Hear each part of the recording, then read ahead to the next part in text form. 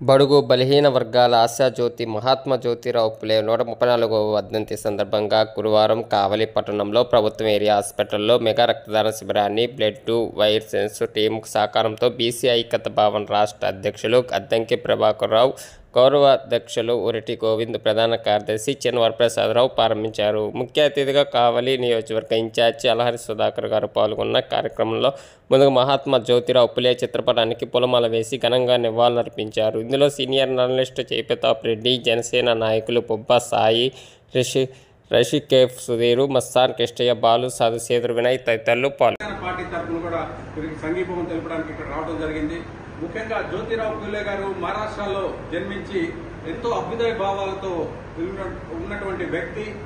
మీకు అందరికీ గుర్తుండే ఉంటుంది, మొట్టమొదట చాలా మందికి తెలియని జ్యోతిరావు పూలేని మా చిరంజీవి వారి పార్టీ పెట్టినప్పుడు వారి యొక్క పోస్టర్లో కూడా జ్యోతిరావు పూలే గారి పటాన్ని పెట్టడం, జ్యోతిరావు పూలేని ఆంధ్ర ప్రజలకి ఒక విధంగా పరిచయం చేయడం కూడా జరిగింది, పునఃపరిచయం. వారు బడుగు బలహీన వర్గాల కోసం ఎంతో కృషి చేసినటువంటి వ్యక్తి. ముఖ్యంగా వారు స్త్రీల కోసం, స్త్రీలు కూడా చదువుకొని అభ్యుదయంలోకి రావాలనేసి పట్టుదలతో భారతదేశంలోనే మొట్టమొదట బాలికల పాఠశాల పెట్టిన వ్యక్తి.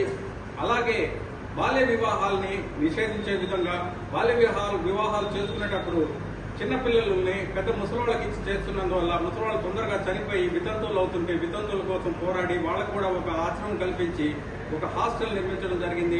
అదేవిధంగా వితంతువుల్లో పిల్లలు పుట్టిన వాళ్ళకు కూడా సపరేట్ గా హాస్టల్ గా నిర్మించి చేయడం జరిగింది. అతను పెట్టినటువంటి మహిళా కళాశాలలో ఉపాధ్యాయులు రాకపోతే వారి యొక్క భార్యను కూడా తను చదివించిన కారణంగా ఆమె సావిత్రి పూలే గారిని మొట్టమొదటి మహిళా టీచర్ గా ఆ స్కూల్లో నియమించి ఆ స్కూల్ని ఎన్నో వ్యయ ప్రయాసాలు కోర్చి ఆ స్కూల్ని వెనకాడుకు వేయకుండా ఎంతో ముందుకు నడిపించి ఎంతో అభ్యుదయ భావాలు ఉన్న వ్యక్తి.